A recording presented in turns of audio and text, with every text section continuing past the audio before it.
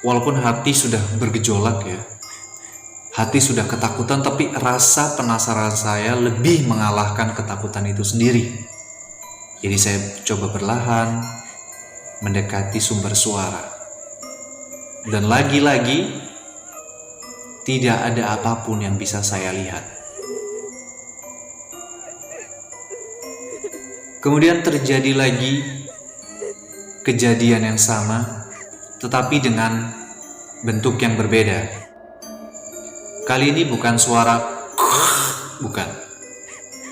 Masih seperti hal yang tadi, masih seperti kejadian tadi, tiba-tiba saya terbangun di malam hari, tapi saat itu saya tidak mencuci muka.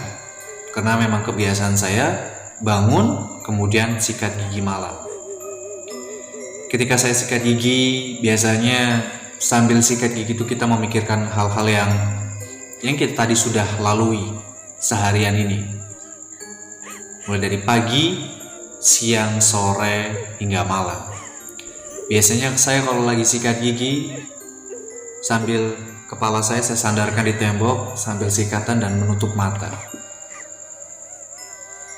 Namun ternyata hal yang tidak diinginkan itu terjadi kembali.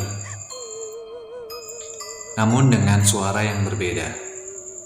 Suara langkah seseorang yang menggunakan sandal. Tetapi sandalnya diseret. Kalian bisa bayangkan bagaimana suara sandal yang diseret di atas lantai yang terbuat dari semen. Srek, srek, srek, srek. Kalau tidak salah hitungannya itu hanya beberapa langkah aja, kisaran 3-5 langkah. Waktu itu saya tidak berlari dikarenakan posisi saya sedang sikat gigi dan memejamkan mata. Tiba-tiba mata saya terbuka,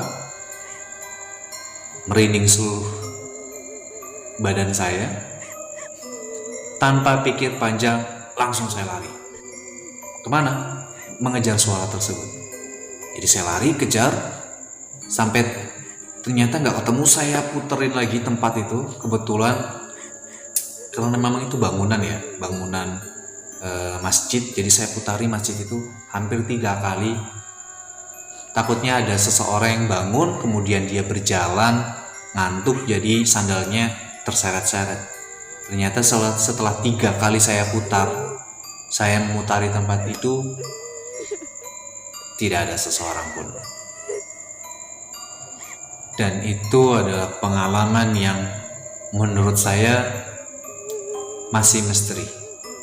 Siapakah gerangan? Hari demi hari berlanjut dan saya mulai mencari tahu kebenaran mulai dari suara yang membuat saya kaget.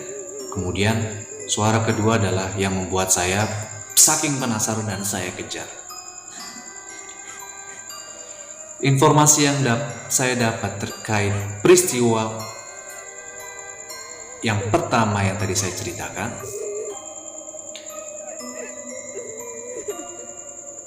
ada saksi mata yang bercerita tentang sosok kepala yang sering muncul di tempat suara tadi terdengar. Pada peristiwa ketika saya sedang membasuh wajah saya.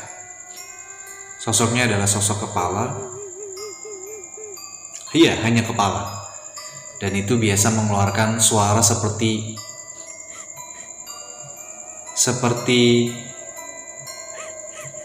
kalau bahasa Jawanya itu seperti basur ya. Seperti basur yang ya seperti basur, tetapi suaranya agak dari rendah kemudian suara meninggi.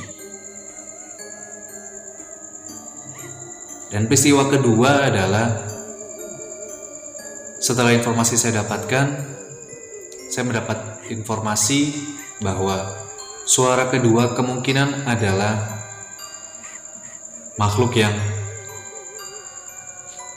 menunggu atau memang berada di situ, tetapi beda wilayah.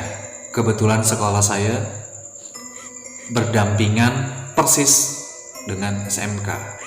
Jadi pesantren saya itu berdempetan dengan SMK. Dan konon suara tersebut adalah suara dari balik tembok pembatas antara pesantren dengan SMK. Makanya ketika saya kejar, tidak ada apapun.